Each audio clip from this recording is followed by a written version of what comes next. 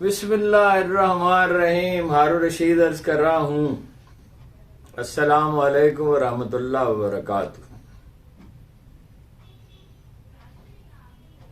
برسات ہر چھت پہ برستی ہے، لیکن اگر کسی چھت پہ پانی کے نکاس کا بندوبست نہ ہو تو گر جائے گی.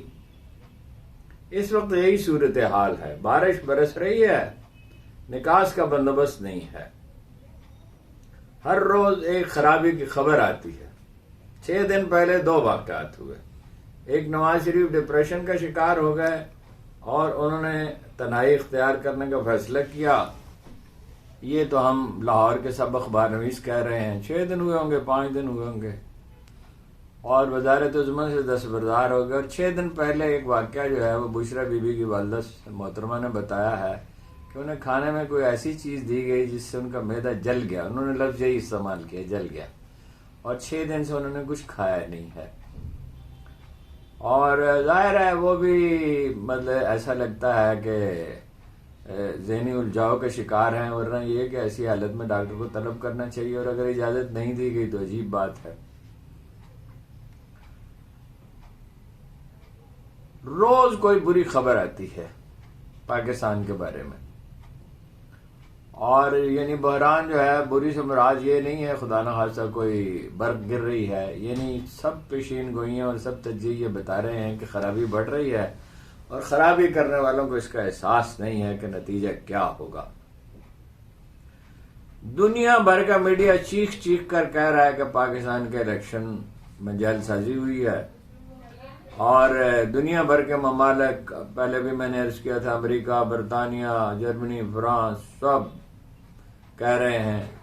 اور دنیا بھر میں انسانی حقوق کی تنظیمیں بھی پکار رہی ہیں، یا غزہ کے بارے میں ایسی خبریں آ رہی ہیں، چیخ رہی ہے دنیا، یا پاکستان کے بارے میں چیخ رہی ہیں. چند چیزوں پہ اتفاق رہے ہے. ایک یہ کہ عمران خان از دی موسٹ پاپولر لیڈر.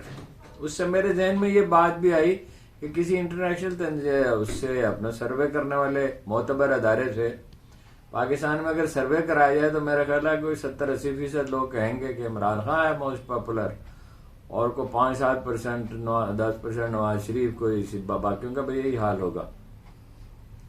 ملک میں ہنگامہ ہے. بلوچستان کی 4 پارٹیاں ہیں. ڈاکٹر عبدال مالک صاحب کی بلوچستان میں، ڈاکٹر عبدال مالک صاحب کی، اختر مینگل صاحب کی، اپنا عبدالصمد اچکزئی کی، اور کون سی ہے، یہ ہزارہ گروپ ہے. سب کے سب احتجاج پہ ہیں. شاہراہیں بند، آخری وقت پتہ کیا تھا تو شاہراہیں بند، اور جناب مارکیٹیں بند. پیر پگاڑا نے اعلان کر دیا ہے حیدرآباد بائی پاس پہ دھرنے کا. اور ٹسوری صاحب گئے. ٹسوری صاحب کسی زمانے میں ان کے وہ ہوتے تھے اعزازی سیکٹری، اور ان کی کسی نے نہیں سنی. اطلاع یہ ہے، اور بڑے لوگ گئے، انہوں نے کسی کی نہیں سنی. ان کا مزاج ایسا ہی ہے پیر صاحب کا، سنیں تو ہر ایک کی سن لیتے ہیں، اور ڈٹ جائیں تو ڈٹ جائیں. 2 صوبائی اسمبلی کی سیٹیں انہوں نے سرنڈر کر دی. اس سے بھی بڑی خبر یہ ہے، اور جو ناقابل یقین لگتا تھا کل تک، بلکہ اگر کوئی کہتا کہ ایسا ہو جائے گا تو لوگ اسے دیوانہ سمجھتے، کہ مولانا فضل الرحمان نے کہا کہ پی ٹی آئی سے بات ہو سکتی ہے، اور پی ٹی آئی والے ان کی خدمت میں پہنچ گئے اور انہیں حکومت میں شمولیت کی پیشکش کر دی. جماعت اسلامی سے بات ہو گئی پی ٹی آئی کی، پھر بگڑ گئی، پھر بات اب بن رہی ہے. سراج الحق صاحب مستعفی ہو گئے ہیں. موسٹ پروبیبلی نعیم الرحمان جماعت اسلامی کے امیر ہوں گے. یہ تو خیر ان کے ووٹر فیصلہ کریں گے، ہم تو اپنا اندازہ بتا رہے ہیں. وہ جس کو چاہے منتخب کریں. مطلب جماعت اسلامی میں لابنگ تو ہو نہیں سکتی، نہ الیکشن میں دھاندلی ہو سکتی ہے. اور نعیم الرحمان وہ ہیں کہ جب جماعت اسلامی کی قیادت عمران خان سے رابطے میں بالکل نہیں تھی، جو بھی اس کے اسباب ہوں، جو وہ ظاہر ہے اپنی پالیسی ہر پارٹی خود بناتی ہے، تو نعیم الرحمان کراچی سے آئے تھے اور عمران خان سے مل کے گئے تھے. وہ زیادہ حقیقت پسند ہیں، زیادہ محنتی ہیں، اور وہ ایک یونیک آدمی ہیں. 4 بھائی ایک کمرے میں رہتے تھے کرائے کے، پھر چاروں کی شادیاں ہو گئی، اب 4 کمروں میں رہتے ہیں. اور ان کے پاس ایک سکوٹر ہے، اور اس سکوٹر پہ وہ دفتر جاتے ہیں، اور صبح سے رات گئے تک کام کرتے ہیں، اور جماعت اسلامی میں انہوں نے نعمت اللہ خان کے بعد پہلی دفعہ بیداری پیدا کر دی. تو وہ اگر امیر بن جاتے ہیں، فرض کیجئے، دوبارہ میں کہتا ہوں کہ بھئی ہمارا مسئلہ نہیں ہے، یہ جماعت اسلامی کا نظام ایسا ہے کہ اس میں ایک خودکار نظام ہے، اس میں جو آدمی ایکسیپٹیبل ہوتا ہے وہ تو وہ یہ بدل جائے گا. اچھا، پختونخوا کا سب کو پتا ہے کہ وہاں تو اپنا پرندہ پر نہیں مار سکتا ہے جی، اور وہ پختونخوا جو ہے وہ الگ کھڑا ہے، اور پختونخوا میں اور بلوچستان میں احتجاج کی لہر زیادہ ہے، اور بلوچ اور پشتون لیڈروں میں ریئلائزیشن بھی زیادہ ہے، اور مولانا فضل الرحمان ان سب سے زیادہ حقیقت پسند ہے. باقی جتنے مرضی آپ ان پہ اعتراض کر لیں، وہ کوئی یہ نہیں کہہ سکتا ان کے بارے میں کہ وہ بیدار مغز آدمی نہیں ہے، سیاست کی حرکیات نہیں سمجھتے. نواز شریف صاحب ہار گئے ہیں اور بہت بری طرح ہارے ہیں، اور دھاندلی اتنی ہولناک ہے کہ یہ یہاں تک اب اطلاعات ہیں کہ جب رزلٹ جو ہے وہ ان کے حق میں آنا شروع ہوا پی ٹی آئی کے، تو کچھ لوگ داخل ہوئے اپنا ریٹرننگ افسروں کے کمروں میں، اور ان کے پاس پہلے سے بیلٹ پیپر تھے، اور ان کو روکنے کی کوشش کی، وہ دھکے دیتے ہوئے اندر داخل ہو گئے، کہیں 4 کہیں 6 کہیں 10 کہیں 12 کہیں 14. اور وہ بیلٹ پیپر کہاں سے آئے تھے؟ بیلٹ پیپر کا تو سیریل نمبر ہوتا ہے. اب یہ اس کی تحقیقات ہونی چاہیے. یہ ساری خبریں سننے کے بعد آپ مجھ سے پوچھیں گے بھئی یہ تو ہولناک خبریں ہیں، ہمیں ہر کوئی سناتا ہے، تم حل تو بتاؤ، کوئی حل تو بتاؤ. میں بھی یہی سوچ رہا تھا بھئی حل کی طرف جانا چاہیے. چنانچہ میں نے ان لوگوں سے مشورہ کیا جو صاحب الرائے ہیں، یعنی دیانتدار بھی ہیں اور سوجھ بوجھ بھی رکھتے ہیں، اور ذاتی غرض نہیں رکھتے، ذاتی غرض نہیں پالتے. انہوں نے کہا، ایک صاحب نے کہا کہ بھئی معاملہ اگر حل کرنا ہو تو سادہ ہے، اگر لین دین کا جھگڑا ہو تو آدمی بیٹھتے ہیں، بیچ میں ایک ثالث بیٹھتا ہے، فیصلہ ہو جاتا ہے. ان دس کیس عدالت ثالث ہے، اور ثالث کا تو اختیار نہیں ہوتا، عدالت کا تو اختیار بھی ہوتا ہے. یہ چیف جسٹس صاحب کو سوجی کیا ہے کہ جی وہ کہتے ہیں کہ جی فوج ہے، کاروبار نہ کرے اور یہ نہ کرے اور وہ نہ کرے. یہ کوئی ہنگامی مسئلہ ہے؟ فوج کے یہ کیس وہ 6 مہینے بعد بھی ٹیک اپ، یا 20 سال پہلے کا 40 سال پہلے کا کیس ٹیک اپ کرتے ہیں، یا وہ کرتے ہیں جو 6 مہینے بعد ٹیک اپ کیا جا سکتا ہے. بھائی فوج کے کاروبار کا جو مسئلہ ہے اس پہ بحث کر لیں، اور اس میں جو ہے جس سے ضابطوں کی پابندی نہیں ہو رہی وہ پیرامیٹرز طے کر دیں، فلاں کاروبار آپ کر سکتے ہیں، فلاں نہیں کر سکتے، اس کے یہ طریقے ہوں گے. حتیٰ کہ اگر ان کو کوئی جرمانہ عائد کرنا چاہیں 10 کروڑ پر جرمانہ بھی ادا کر دیں، اگر قانون میں اس کی جو قانون کہتا ہے وہ کریں. اس وقت سو موٹو کے نہیں لیتے، از خود نوٹس لیں 3 آدمیوں کا پینل، اور جو بھی مناسب فیصلہ ہے جو جس سے ملک میں کرائسس حل ہو سکے وہ کریں. اور سب سے اہم بات یہ ہے کہ جو غلطی ہوئی ہے اس کو انڈو کرنا ہوتا ہے، غلطی سے نجات پانی ہوتی ہے. تو وہ غلطی جو ہے وہ الیکشن میں دھاندلی ہے. اب یا تو ان کی سیٹیں جو چھینی ہوئی ہیں وہ واپس کر دیں، اور یا نئے الیکشن کرا لیں. بھائی لوگ سمجھ نہیں رہے، باہر بیٹھے ہوئے لوگ ہمیں سمجھا رہے ہیں، اکانومسٹ سمجھا رہا ہے کہ پاکستان میں سیاسی بے یقینی بھی ہوگی، اور منی لانڈرنگ کل میں نے آپ سے عرض کیا تھا $10 بلین سے اوپر چلی گئی ہے. ملک ڈیفالٹ کی طرف جا رہا ہے. خدا کرے میرا اندازہ بالکل غلط ثابت ہو. انویسٹمنٹ رک گئی ہے، پیسے جو ہیں وہ گھروں میں پڑے ہیں، بینکوں میں بھی لوگ کم جمع کرا رہے ہیں، اور کوئی سرمایہ کاری نہیں ہو رہی، کوئی جابز نہیں پیدا ہو رہی. $20 سے $30 بلین آپ کو اگلے 3 مہینے میں چاہیے، کہاں سے لائیں گے؟ آج آپ پاپولر لیڈر کو اقتدار سونپ دیں، آف کورس اس سے پہلے تلخین ختم ہونی چاہیے. الیکشن سے پہلے عمران خان سے یہ کہا گیا تھا کہ لوگ خوفزدہ ہیں کہ آپ بدلہ لیں گے اسٹیبلشمنٹ کے لوگوں سے، مخالف سیاسی پارٹیوں سے. اس نے کہا بدلہ وہ لیتا ہے جس کی انا بہت بڑی ہو، اور انہوں نے صاف الفاظ میں کہا کہ ہم رسول اللہ صلی اللہ علیہ وسلم کے پیروکار ہیں، اور رسول اللہ صلی اللہ علیہ وسلم نے فتح مکہ کے بعد سب کو معاف کر دیا تھا. بعد میں بھی انہوں نے ایسے اشارے دیے، لیکن ظاہر ہے وہ یہ بات روز روز نہیں کہہ سکتے. دوسری طرف سے تالی 2 ہاتھوں سے بجتی ہے. اسٹیبلشمنٹ کی ذمہ داری ہے جو غلطی اس نے کی ہے اس کو انڈو کرے. عدالت کی ذمہ داری ہے کہ از خود نوٹس کی گنجائش کیوں رکھی گئی ہے؟ ایسے ہنگامی خوفناک حالات کے لیے رکھی گئی ہے، اور آج بھی از خود نوٹس نہیں لیتے تو کب لیں گے؟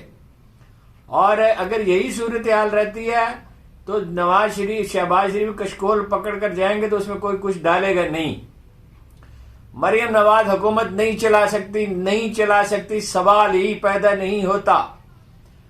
پیپلز پارٹی نے اندرون سندھ بے پناہ دھاندلی کی ہے، اس کے ثبوت موجود ہیں۔